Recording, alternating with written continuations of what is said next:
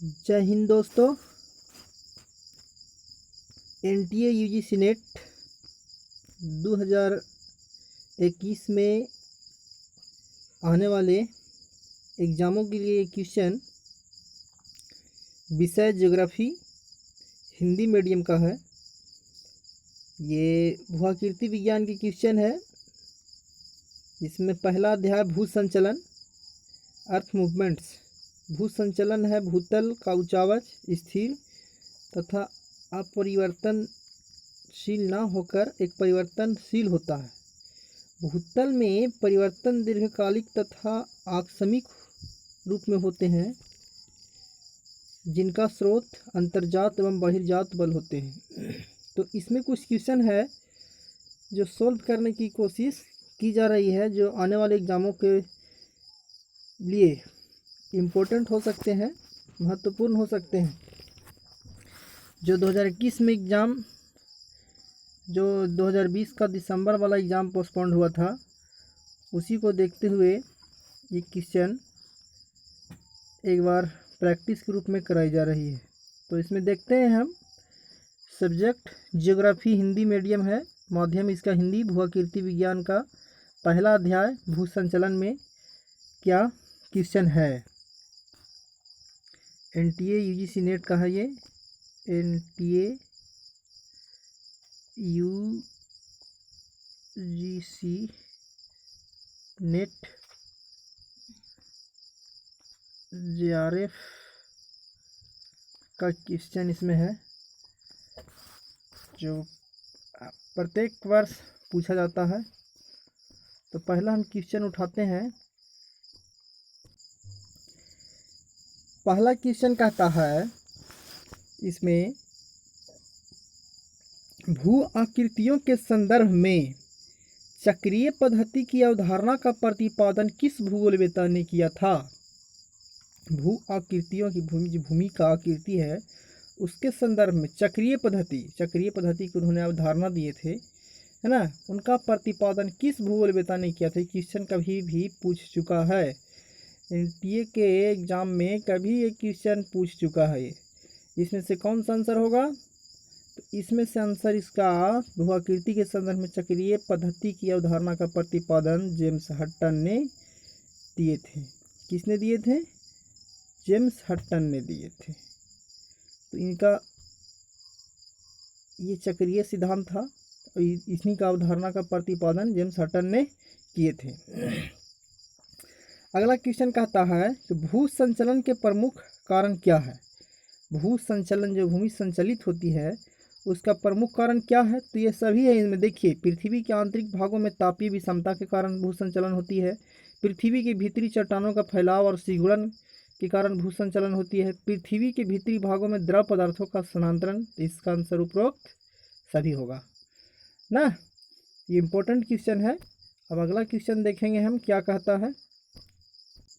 तीसरा क्वेश्चन कहता है, निम्नलिखित में से कौन पर्वत निर्माणकारी शक्तियों से संबंध रखता है। निम्नलिखित में से, ये चार ऑप्शन आपके पास है, निम्नलिखित में से कौन पर्वत निर्माणकारी शक्तियों से संबंध रखता है। पर्वत निर्माण कैसे होते हैं, इनमें से कौन सा संबंध रखता है। चटकन, जी पर्वत में निर्माणकारी में होते हैं चटकन। वलन, संवलन भी होते हैं। वलन भी होते हैं पर्वत निर्माणकारी शक्तियों का, ये है संबंध रखते हैं। तो इसका आंसर हो जाएगा ये सभी। इसका आंसर कौन सी हो जाएगा, ये सभी। ये सभी इसका आंसर हो जाएगा। तो एक बार फिर से हम अगला क्वेश्चन देखते हैं। अगला क्वेश्चन कहता है, भूकंप अधिकेंद्र क्या होता है। भूकंप अधिकेंद्र क्या होता है। देखिए, कहता है बिंदु जहां पर भूकंप लेखी अवस्थित होती है, या पृथ्वी के भीतर बिंदु जहां भ्रंश के पास संचलन होता है, संबंधित भूकंपों के समूह का सन्निकट केंद्र होता है, या उस स्थान के प्रत्यक्षतः ऊपर बिंदु जहां भ्रंश क्षेत्र के साथ संविदारण होता है। तो ये आपका आंसर डी, ये आपका सही है। आपका डी का आंसर सही है। चलिए, तो ये हो गया आपका चौथा क्वेश्चन। अब हम देखेंगे इसमें और आगे क्वेश्चन। पाँचवा क्वेश्चन कहता है कि पृथ्वी की, पाँचवा क्वेश्चन इसमें कि पृथ्वी की आंतरिक संरचना की स्पष्ट जानकारी मिलती है किससे? ज्वालामुखी घटना से, भूकंपीय तरंगों से पृथ्वी की आंतरिक संरचना की स्पष्ट जानकारी किससे मिलती है? ज्वालामुखी घटना से, भूकंपीय तरंगों से, तापमान के अध्ययन से या आंतरिक घनत्व के अध्ययन से, किससे मिलती है? तो हमें पृथ्वी की आंतरिक संरचना की स्पष्ट जानकारी मिलती है किससे? ज्वालामुखी से नहीं मिलती है, हमें मिलती है भूकंपीय तरंगों से मिलती है। किससे मिलती है? भूकंपीय तरंगों से मिलती है। चलिए अगला क्वेश्चन, छठा क्वेश्चन कहता है कि पृथ्वी के अंतर्गत बलों का स्रोत निम्नलिखित में से कौन है? पृथ्वी के अंतर्गत बलों का स्रोत निम्नलिखित में से कौन है? छठा क्वेश्चन में देखिए, पृथ्वी का अपने अक्ष पर झुकाव, ये तो अंतर्गत बल नहीं है।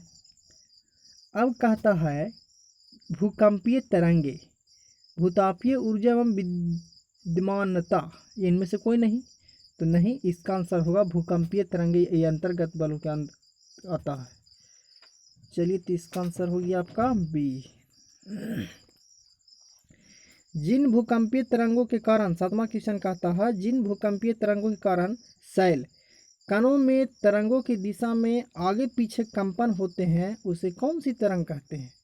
आगे पीछे कंपन होने लगते हैं उस तरंग में, तो कौन से कंपन कहलाते हैं? तो ये प्राथमिक तरंगें कहलाती है। जिन भूकंपीय तरंगों के कारण शैल कणों में तरंगों की दिशा में आगे पीछे कंपन होती है, इसमें आगे पीछे कंपन होती है प्राइमरी वेव्स में। पी तरंग, एस तरंग, एल तरंग, पी एवं एल तरंग दोनों में से कौन सा तरंग? प्राइमरी तरंग, इसकी गति काफ़ी तेज होती है, इसका तेज होती है काफ़ी गति, और आगे पीछे ये कंपन करती है।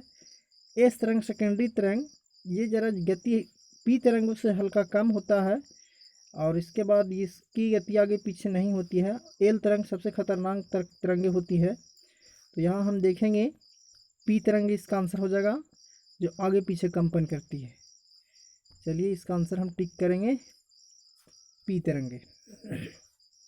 इस तरह से हम आगे क्वेश्चन को भी हम देखेंगे। आठवां क्वेश्चन कहता है इसमें, आठवां क्वेश्चन, हमारी पृथ्वी में भूकंपीय तरंगों की सबसे अधिक गति 2900 किलोमीटर की गहराई पर पाई जाती है, जहां पी एवं एस तरंगों की गति क्रमशः हो जाती है कितना? 37.7 किलोमीटर प्रति सेकंड से 7.3 किलोमीटर प्रति सेकंड, 7.3 किलोमीटर प्रति सेकंड से 4.5 किलोमीटर प्रति सेकंड, 3 किलोमीटर प्रति सेकंड से 5 किलोमीटर प्रति सेकंड, 5 किलोमीटर प्रति सेकंड से 3 किलोमीटर प्रति सेकंड, कितना हो जाता है इनमें से? ऑप्शन में से आठवां क्वेश्चन कह रहा, तो इसमें इसका आंसर बी हो जाएगा। 7.3 किलोमीटर प्रति सेकंड एवं 4.5 किलोमीटर प्रति सेकंड ये होती है। आपका आंसर बी वाला। अगला क्वेश्चन, ज्वालामुखी उद्गार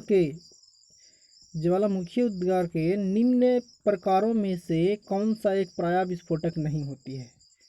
विस्फोटक उद्गार में से इसमें देखिए, हवाईयन विस्फोटक है या क्या, पिलियन विस्फोटक है क्या, स्ट्रोम्बोलियन तो विस्फोटक है क्या, वल्केनियन विस्फोटक है क्या, कौन सी इसमें से एक प्रायः विस्फोटक नहीं है? विस्फोटक नहीं के बहुत बात कह रहा है।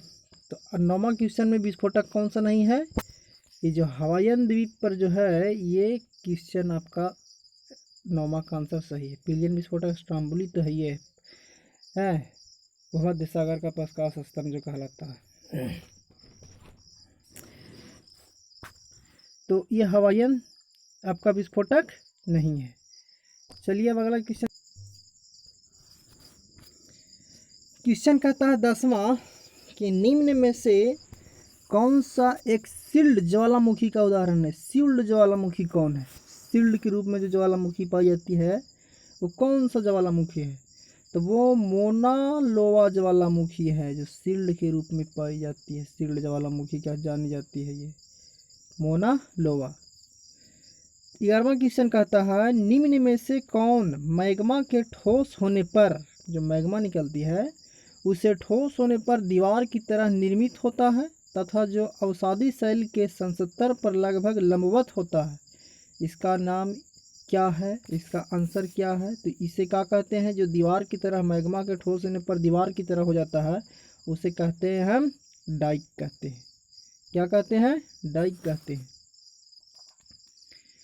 वलन जिसमें एक छोर तो सतह ढाल की ओर होते हैं, वलन कहलाते हैं। जो ऐसी जगह जो जगहों में घुमाव या मोड़ हो जाते हैं, उसे हम वलन कहते हैं।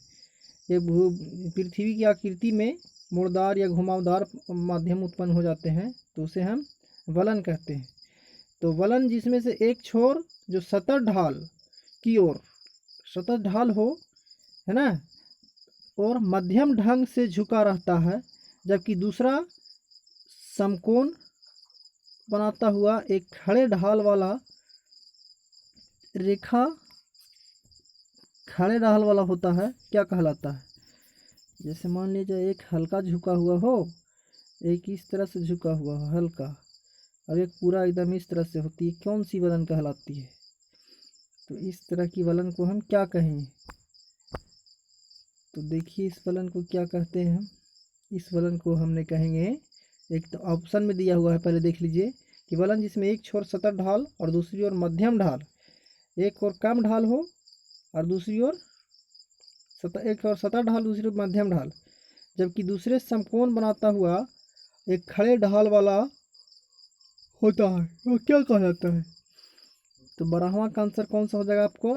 एकनत वलन कहलाता है। समनत वलन तो दोनों दोनों बराबर होता है, दोनों तरफ बराबर होता है। तो इसको हम देखेंगे एकनत वलन कहलाता है, क्योंकि एक तरफ ज़्यादा ढाल है, तो एकनत वलन हम इसे कहेंगे।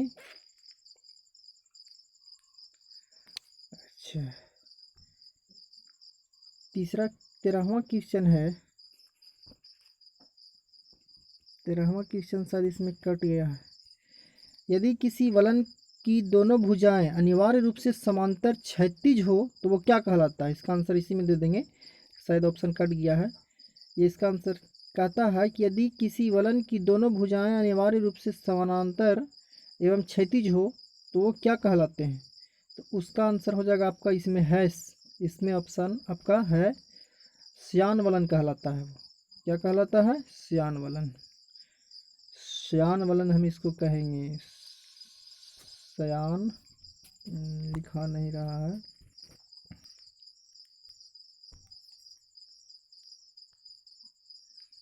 श्यान वलन,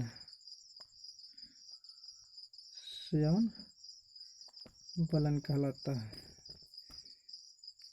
इसमें राइटिंग नहीं आ रहा है, पेन खराब हो गया है। तो ये हो गया हमारा इसका 13 का आंसर। अब चलते हैं क्वेश्चन नंबर 14 में। कहता है कि ज्वालामुखी क्रिया के स्थानीयकरण के संबंध में निम्न में से कौन सा संयोजन सही है? ज्वालामुखी की क्रिया के स्थानीयकरण के संबंध में निम्न में से कौन सा संयोजन सही है? तो 14 का आंसर मिला लीजिए। इसमें कौन सा संयोजन? समुद्र नितल प्रसरण और गर्म स्थल, जिसे हॉटस्पॉट कहते हैं, या अधःपतन सबडक्शन सीमाएं और गर्म स्थल, जिसे भी हॉटस्पॉट कहते हैं, समुद्र नितल प्रसार और अधःपतन। तो 14 का आंसर आप खोजिए, इसमें कौन सा है? तो समुद्र नितल प्रसरण, अधःपतन सीमाएं और उष्ण स्थल हॉटस्पॉट कहलाता है। ये आंसर इसका डी होगा। 14 का आंसर इज डी वाला आंसर आपका करेक्ट है। ठीक है। 15वां क्वेश्चन कहता है निम्नलिखित में से कौन सा एक ज्वालामुखी मूल का है? कौन सा एक ज्वालामुखी मूल का? अंडमान और निकोबार द्वीप समूह नहीं है, लक्षद्वीप समूह नहीं है, मालदीव नहीं, तो ये रियूनियन द्वीप है। इसका आंसर हो जाएगा रियूनियन द्वीप। चलिए अब आगे बढ़ते हैं। अगला क्वेश्चन क्या कहता है? 16वां क्वेश्चन क्या कहता है? 16वां क्वेश्चन को देखना है। 16 और 17 कहता है कि जब किसी वलन के फलकों की नीति एक ही दिशा में और एक ही कोण पर होती है। जब किसी फलन की फलकों की नीति एक ही दिशा और एक ही कोण पर होती है तो उसे क्या कहते हैं। क्वेश्चन नंबर 16 बहुत सा सिंपल सा क्वेश्चन है। क्वेश्चन नंबर 16 का आपका आंसर हो जाएगा आइसोक्लाइन कहते हैं इसे। जब किसी फलन के फलकों की नीति एक ही दिशा में और एक ही कोण पर होती है तो उसे हम आइसोक्लाइन कहते हैं। क्या कहते हैं? आइसोक्लाइन कहते हैं। ठीक है ना।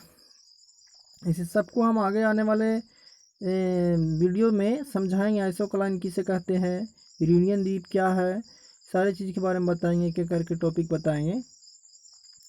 17वां क्वेश्चन कहता है क्या कि एक नति वलन सामान्यतः संबंधित होते हैं कि इसमें से किससे एक नति वलन संबंधित होते हैं। 17 का आंसर ढूंढना इसमें तो भ्रम से नहीं, विकृत संस्तर से नहीं, प्रतिलोमित संस्तर से नहीं, तो नत संस्तर से होती है, ये संबंधित है। 17 का आंसर आपका नत संस्तर से होती है। और शायद देखते हैं क्वेश्चन है तो इसमें से 2 क्वेश्चन और है। 18वां क्वेश्चन है निम्नलिखित में से किसका निर्माण विवर्तनिक शक्तियों के परिणाम स्वरूप होता है। 18वां क्वेश्चन कहता है निम्नलिखित में से किसका निर्माण विवर्तनिक शक्तियों के परिणाम स्वरूप होता है। तो देखते हैं इसमें हम क्वेश्चन का आंसर कौन सा होता है, ढूंढिए आप लोग। निलंबी घाटी, जिसको हैकिंग वैली भी बोलते हैं, भी आकार वाली घाटी, विवर्तनिक शक्ति, जो विवर्तनिक शक्ति कहलाता है उससे होती है। विवर्तनिक के बारे में डिटेल से हम बताएंगे आने वाली वीडियो में विवर्तनिक क्या होती है। तो विवर्तनिक शक्तियों के परिणाम स्वरूप कौन सी घाटी का निर्माण होता है इसमें, अंध घाटी, भी आकार वाली घाटी, या निलंबी घाटी जिसको हैगिंग वैली कहते हैं, या रिफ्ट वैली। तो इसमें से ढूंढना है आपका कि 18 का आंसर कौन होगा। तो 18 का आंसर ये जो है विवर्तनिक, जो पृथ्वी विवर्तनिक होती है और विवर्तन के कारण रिफ्ट घाटी का निर्माण होता है। कौन सी घाटी का निर्माण होता है? रिफ्ट घाटी। 19वां क्वेश्चन कहता है वलन, यानी कि पर्वतों में अवसादी, वलन माने मोड़दार बन जाता है उसे वलन कहते हैं, अवसादी शैलों की वृहत मोटाई क्यों होती है। चलिए इसका क्वेश्चन का हमने आंसर ढूंढने की कोशिश करेंगे। देखिए कहता है लाखों लाख वर्ष तक घाटी के अवसादों के निक्षेप के कारण होती है मोटाई। ये तो भू अभिनति के अवसादों के संचय के कारण मैदानों या मैदान पर्वतों में वलित हो गए, इसके कारण अवसाद श्यान और नापे वलनों की वलित हो गए, इसके कारण होती है। इसका आंसर होता है 19 का है अवसाद श्यान और नापे वलनों में वलित हो गए, जिसके कारण ये मोटाई होती है। आपका आंसर ये हो गया। तो इसी तरह के वीडियो और भी आगे आते रहेंगे, और भी आगे क्वेश्चन आते रहेंगे। ये 2021 के जो आने वाले एग्ज़ाम शायद सितंबर तक एग्ज़ाम में हो जाए, NTA ने ले ले शायद एग्ज़ाम ये, उसको देखते हुए काफ़ी तेज़ी से एक वीडियो बनाई जाएगी। और इसी तरह से कोशिश जहाँ तक की जाएगी कि इसका सटीकता से किसी भी प्रश्न का हल करने की कोशिश किया जाएगा। ये ज्योग्राफी का पेपर 2 का क्वेश्चन और आंसर यहाँ सेट के रूप में कराई जा रही है, और इसमें मेन टॉपिक पे भी जो आते हैं क्वेश्चन, उस टॉपिक पे भी क्वेश्चन बताया जाएगा। कमेंट्स आने चाहिए इस पर कि इसमें किस तरह से यहाँ पे समझाने की कोशिश की जाए इसमें, ताकि हमें आसानी हो समझाने में। तो जय हिंद फिर से एक बार।